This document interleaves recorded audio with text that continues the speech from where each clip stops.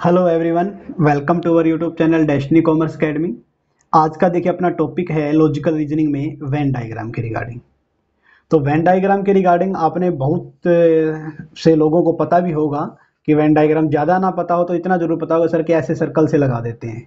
ठीक है ना। कुछ घोड़े कुत्ते हैं, कुछ कुत्ते बिल्ली हैं, कुछ खरगोश है, कुछ है, कुछ है, ये बताना। तो आइए उसके बारे में पढ़ते हैं हम डेप्थ में थोड़ा सा कि वेन डायग्राम होता क्या है। ये ये रिप्रेजेंट करता है या असेस देता है वैलिडिटी को।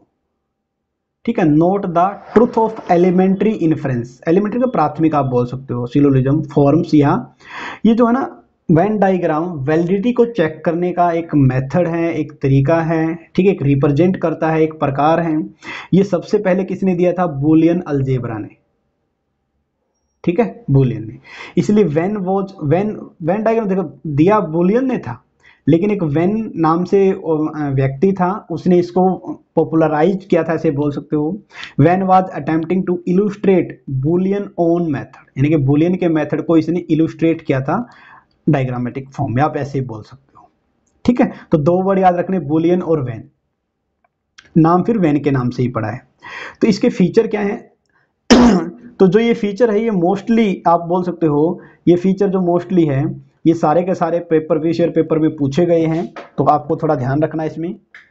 सबसे पहले क्या दिया गया है? It is a clear method या नोटेशन। ये क्या है? क्लियर मेथड है ऑफ नोटेशन कि किसी चीज को नोट डाउन कैसे करते हैं।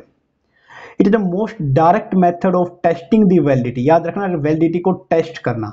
वैलिडिटी क्या होती है सर? अगर एक प्रीमिसेस ट्रू है, दूसरी ट्रू है तो कंक्लूजन ट्रू, एक फॉल्स, दूसरी फॉल्स तो कंक्लूजन फॉल्स। इस टाइप से आप वैलिडिटी को टेस्ट करें। कैटेगरिकल सिलोजिज्म, नो डाउट बहुत ज़्यादा क्लास हो चुकी है कैटेगरिकल सिलोजिज्म की, आप सबको पता ही है।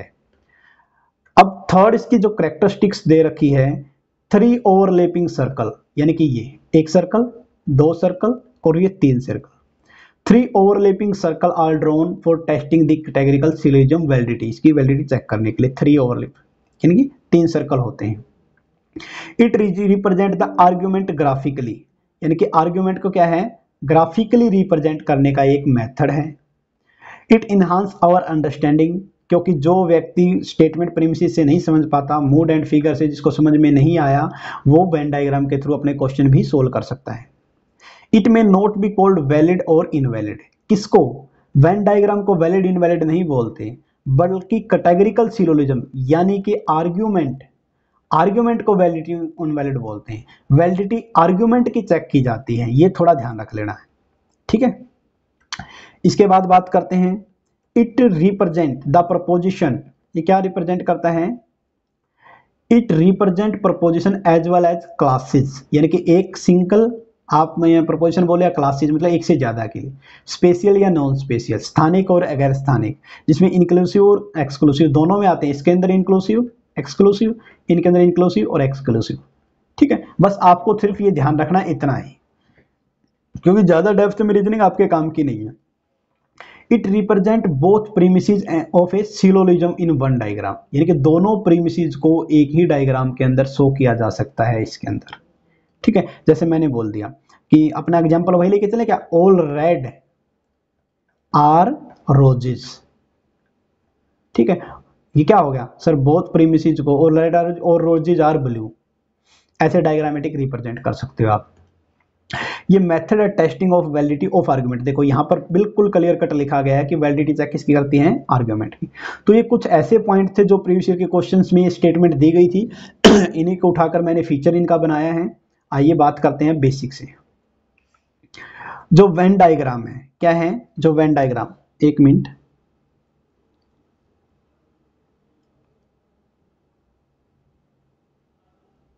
देखिए। तो जो वेन डायग्राम है, इसका क्वेश्चन हर बार हर एग्जाम में पूछा जाता है मोस्टली। तो अपना एचपीएससी के रिगार्डिंग भी आ सकता है, कोई बड़ा इश्यू नहीं है। तो वेन डायग्राम का क्या कुछ रिलेशन होता है, जितने एग्जाम्पल दिए गए हैं उनके थ्रू आपको, अगर मान लें कि आपको बिल्कुल भी नहीं आता ना वेन डायग्राम के बारे में, तब भी आप इजीली कर पाओगे। पहला कि if all the words are different group, यानी कि जब एक ग्रुप का दूसरे ग्रुप से कोई लिंक नहीं है तो तीनों को अलग अलग दिखा दो। जैसे डॉग है, डॉग को अलग दिखा दो। काउ है, गाय को अलग दिखा दो। हॉर्सेज है, हॉर्सेज को अलग दिखा दो। ठीक है। अब ये 3 दे रखे, मान लीजिए 3 नाम दे दिए, क्या क्या नाम, क्वेश्चन कैसे आएगा सर, ये क्वेश्चन दे दिया डॉग काउ हॉर्सेस, इनको रिप्रेजेंट करो डायग्राम में, तो आपको मजबूरी है कि अलग अलग बनाओगे।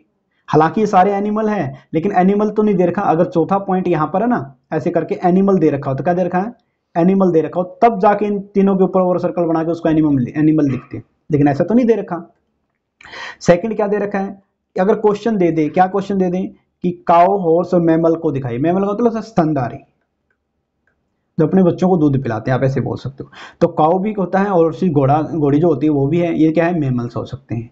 If one word belong to the second group और further belong to the third group, तो ये क्या दे रखे, सारे के सारे है ना रिप्रेजेंट करने के, अपनी एक तो प्रीमिसेस है स्टेटमेंट, ये क्या दे रखी, ये प्रीमिसेस तो है, इसको रिप्रेजेंट करो ग्राफिकली।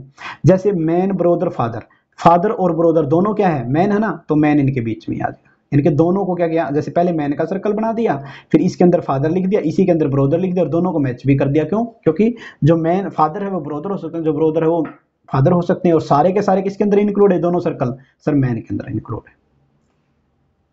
ठीक है। इसके अलावा अगर हम बात करें, रिप्रेजेंट करना आपको किसको, स्टूडेंट बॉयज और गर्ल को। अब आपको पता है बॉयज अलग कैटेगरी, गर्ल अलग है, ये दोनों तो मिक्सअप कभी नहीं हो सकते हैं, लेकिन जो स्टूडेंट वर्ड है वो दोनों में मिक्सअप आ जाएगा, किसमें, ये बॉयज जो है स्टूडेंट है, ये गर्ल जो है स्टूडेंट है। ठीक है, तो ऐसा रिप्रेजेंटेशन कह सकते हैं। तो अगर आप पहली बार कर रहे हो तो क्या करना है, इनको खुद अलग से मेंशन कर करके, नोट डाउन कर करके देखना है खुद को। ठीक है, ऐसे कि आप बन रहा है या नहीं बन रहा। ऐसे ही अगर मान लिया एग्जांपल दे दिया काउस और एनिमल किंगडम, आपको पता है गायें जो है ये क्या है, मेमल्स हैं, क्या है, मेमल्स है, मतलब स्तनधारी है, दूध पिलाते हैं। और जो आपका मेमल्स होते हैं वो सारे के सारे एनिमल होते हैं। किंगडम का मतलब साम्राज्य उनका। तो काउ अंडर आएगी मेमल के, मेमल अंडर आएंगे एनिमल के, तो सॉरी एनिमल के, एनिमल ऐसे ऊपर भी लिख सकते हो, क्या लिखते हो, ऐसे ऊपर भी लिख सकते हो, एनिमल के नीचे मेमल, मेमल के नीचे काउ, बस ऐसा हो सकता है। या फिर बॉय स्टूडेंट और एथलीट, कुछ बॉयज जो है वो स्टूडेंट हो सकते हैं और एथलीट भी हो सकते हैं, इसलिए तीनों पोर्शन कटेंगे यहाँ पर। पिछले वाले में कहता सर बॉयज और गर्ल्स ये दोनों तो आपस में कभी नहीं कटेंगे, लेकिन स्टूडेंट से कट सकते हैं। लेकिन अब की बार क्या देते हैं, बॉयज और एथलीट, इन दोनों को तो काटा जा सकता है ना। देखिए बॉयज दे दिया और एथलीट दे दिया, इन दोनों को, ये सॉरी ये एथलीट दे दिया, इन दोनों को काटा जा सकता है किससे, तो दोनों स्टूडेंट भी हो सकते हैं, तो कोई बड़ा इश्यू यहाँ पर नहीं है। तो आपको ये ध्यान रख लेना है। ठीक है, आगे बढ़ते हैं। आगे क्या दिया गया है, आगे दे रखा है आपका लोयन, कार्निवोर्स और काउ। कार्निवोर्स होते हैं मांसाहारी, जो शेर है वो क्या है, मांस खाता है, इसलिए लोयन जो सारे कार्निवोर्स के अंदर, गाय अलग आएगी, वो मांस नहीं खाती, तो उसको अलग लिख दिया हमने। ठीक है, नेक्स्ट वन दिया गया है, नेक्स्ट वन दिया गया अपना डॉग, फिश और फिश ईटर। फिश ईटर का मतलब जो मछली खाते हैं। कुछ डॉग फिश ईटर, सारे डॉग तो नहीं खाते, कुछ डॉग खाते हैं, लेकिन काऊ तो कभी भी मांसाहारी है ही नहीं थी, खाएगी नहीं, इसको अलग बनाना पड़ेगा। तो बस यही ड्रामेटिक रिप्रेजेंटेशन, और इससे ज्यादा कुछ नहीं है। ठीक है, लास्ट वन हम पढ़ते हैं, क्या कुछ दे रखा है। इन एक क्लास के अंदर 8 स्टूडेंट हैं जो फुटबॉल खेलते हैं।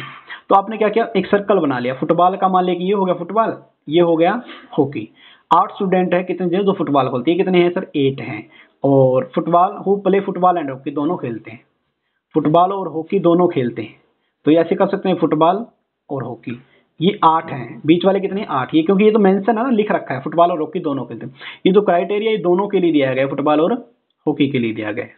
ठीक है, सी हो गया। 7 student who do not play football, जो फुटबॉल नहीं खेलते और ना ही हॉकी खेलते, इसको अलग लिख दिया। देखो ना तो इस सर्कल में लिखा ना इसमें, इसको क्या लिख दिया, अलग ही लिख दिया। ये भी क्लियर हो गया सर। 13 बच्चे हैं जो हॉकी खेलते हैं। अब हमें पता है सर हॉकी खेलने वाले 13, 8 जो कॉमन है, बच गए कितने, 5। सर श्योरिटी है कि 5 बच्चे सिर्फ हॉकी खेलते हैं, 8 बच्चे हॉकी के साथ साथ फुटबॉल भी खेलते हैं, हो जाएगा। और 19 बच्चे क्या करते हैं, फुटबॉल खेलते हैं। अब 19 बच्चे फुटबॉल खेलते हैं, 8 तो कॉमन हो गई। ठीक है, 19 बच्चे क्या करते हैं, जो फुटबॉल खेलते हैं। तो 8 कॉमन हो गए, तो 8 19 में तो कितना बच गया, 11। तो यहाँ पर 11 आ जाएगा, कितना आ जाएगा आपके पास, 11 आ जाएगा। ठीक है, बस यहाँ पर 11 आ गया। तो देखो फुटबॉल का सर्कल काउंट करेंगे, जो 11 और 8 19 सर जी सही करता है, 8 और 5 13, ये भी हॉकी का हो जाता है। तो ये अब पूछ क्या रखा है इसने, अब जो पूछ रखा है ना वो देखिए, ये 11 था, ये 5 था, पूछ क्या रखा है, how many student there in the class, class में कितने बच्चे, 11 और 8 है, 19 और 5 24, 24 और 7 31, सर 31 बच्चे हैं क्लास में। बस इस टाइप के बिल्कुल इजी से क्वेश्चन अपने आते हैं, ज़्यादा डेप्थ में है भी नहीं इसमें। यही इसने रिप्रेजेंट करके दे रखा है। अगला क्वेश्चन क्या दे रखा है, अगला क्वेश्चन दे रखा है सर 30 बच्चे हैं टोटल। कितने बच्चे? 30। मैथ लेते हैं 21 और इंग्लिश में 16, तो 30 बच्चे हैं सर। ले मैथ और इंग्लिश यहाँ पर हमने बना दिया। ये हो गया मैथ का और ये हो गया इंग्लिश का। एक सा अलग आप मैंने अलग अलग बना दिया, थोड़ा छोटा बड़ा आप इकट्ठा देख लेना, ठीक है। 21 बच्चे मैथ खेलते हैं, 16 इंग्लिश खेलते हैं, 6 जो है कुछ भी नहीं खेलते। 6 जो कुछ भी नहीं खेलते कहीं बना दो उसको, तो यहाँ बना दिया है ना। 6 बच्चों का सर्कल तो हमने यहाँ बना दिया 6 का। तो इसमें क्या है, 6 तो ये है, टोटल कितने? 30। सर 30 में से 6 बच्चे तो ऐसे जो कुछ नहीं खेलते, बाकी बच गए कितने? 24 बच्चे। अब किसी भी एक खाने में एक को ले लो। किसको ले लो? एक को ले लो। अगर सपोज करो 21 बच्चे मैथ के हैं, कितने बच्चे मैथ के हैं सर? 21 बच्चे मैथ के हैं, तो 3 बच्चे बच गए ना। 3 बच्चे तो इंग्लिश के हुए, तो यहाँ पर इंग्लिश में 3 तो लिख दो। कितना लिख दो? 3 इंग्लिश लिख दो। अब इंग्लिश के टोटल कितने थे सर? 16 थे। 16 में से 3 हमने लिख दिए, तो बच गए कितने? 16 में से 3 गए 13। कितने बच गए? 13। अब ये मैथ के 21 थे, 21 में से 13 यहाँ पर आ गए, कितने बच गए? 21 में से 13 गए, 7 और 11 होते ना, 7 और 3 10, ये तो 8 3 11 8, लो जी 8 आ गया, ठीक है।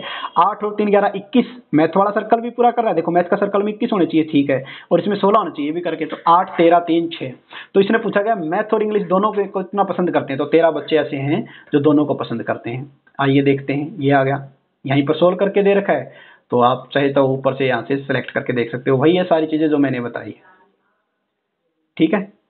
तो ये 13 बच्चे थे। तो ये था आपका वेन डायग्राम के रिगार्डिंग, बिल्कुल बेसिक सा मैंने करवाया है। और ये लेक्चर आपको कैसा लगा अपने सुझाव दीजिए, और मिलते हैं फिर किसी नए टॉपिक के साथ। Thank you all of you.